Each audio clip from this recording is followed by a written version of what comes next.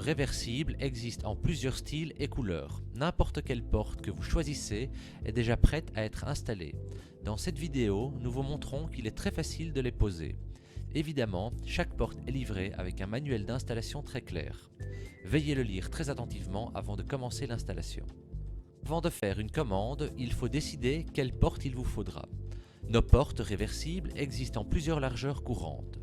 La baie de la porte doit être au moins 60 à 120 mm maximum plus large que la feuille de la porte.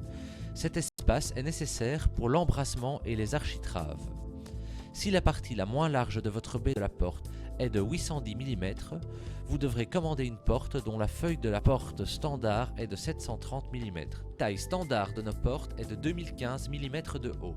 La hauteur de l'ouverture dans le mur doit donc être au moins de 30 à 60 mm maximum plus élevée que la feuille de porte. Enfin, il faut vérifier l'épaisseur des murs.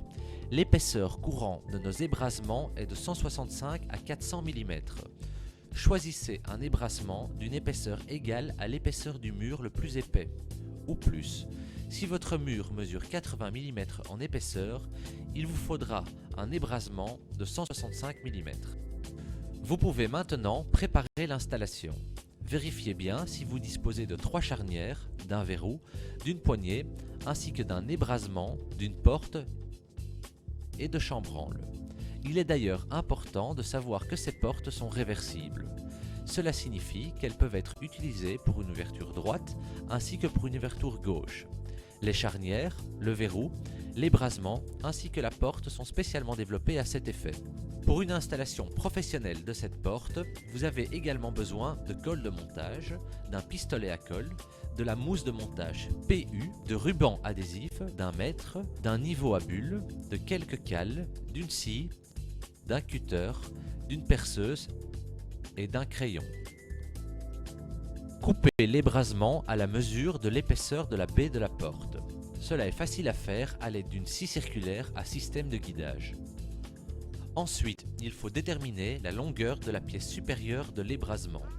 La longueur de la partie supérieure de l'ébrasement est égale à la largeur de la porte plus 5 mm d'espace plus 2 fois l'épaisseur de l'ébrasement. Par exemple, votre ventail est de 780 mm de large et l'épaisseur de votre ébrasement est de 15 mm. Il faut découper l'ébrasement supérieur à 815 mm. Dès que vous avez déterminé la bonne taille de la partie supérieure de l'ébrasement, vous la coupez. Fixez les charnières dans les ouvertures préforées sur l'encadrement et sur la porte. Vous pouvez maintenant fixer le système de verrouillage sur l'encadrement.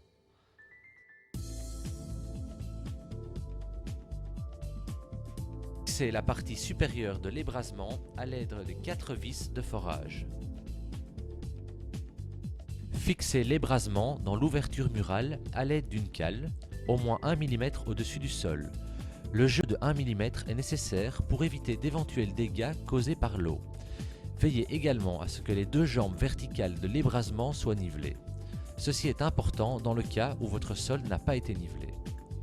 Calez l'ébrasement temporairement dans l'ouverture du mur à l'aide des cales, et cela entre l'encadrement et le mur au niveau des coins supérieurs gauche et droit de l'ouverture du mur. Nivelez le montant côté charnière de l'ébrasement verticalement avec le mur et fixez-le dans cette position à l'aide de vis. Fixez la porte dans l'encadrement dès que vous avez fixé le montant côté charnière. Nivelez ensuite le montant côté verrou verticalement ainsi qu'horizontalement avec le sol et fixez-le dans cette position avec des cales. Fixez l'ébrasement de façon permanente avec de la mousse PU. Appliquez une quantité limitée de mousse entre le mur et l'ébrasement. Enlevez l'excédent de mousse avec un cutter. Posez les deux cale-portes verticaux dans la rainure prévue en mettant de la colle et fixez-les temporairement dans cette position à l'aide de ruban adhésif jusqu'à ce que les cale-portes sont solidement attachées à l'embrasure, plus ou moins 25 minutes. Veillez bien à ce que les deux cale-portes verticaux se trouvent à 1 mm du sol pour éviter les dommages causés par l'humidité. Coupez les cale-portes horizontales à la longueur voulue et fixez-la entre les deux cale-portes verticaux dans la rainure prévue du chambranle supérieur. Adaptez les architraves à la longueur et la largeur de l'embrasure. Appliquez de la colle sur le bord extérieur du cadre. Placez les architraves à 8 mm du bord intérieur du cadre du côté de la porte. De l'autre côté, vous placez l'architrave bien nivelé avec le bord intérieur du cadre. Les chambranles devront être fixées temporairement jusqu'à fixation complète au cadre. Positionnez les chambranles à 1 mm du sol pour éviter les dommages causés par l'humidité.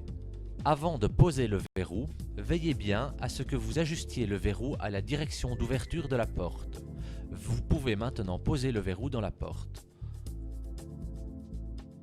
Installez la poignée.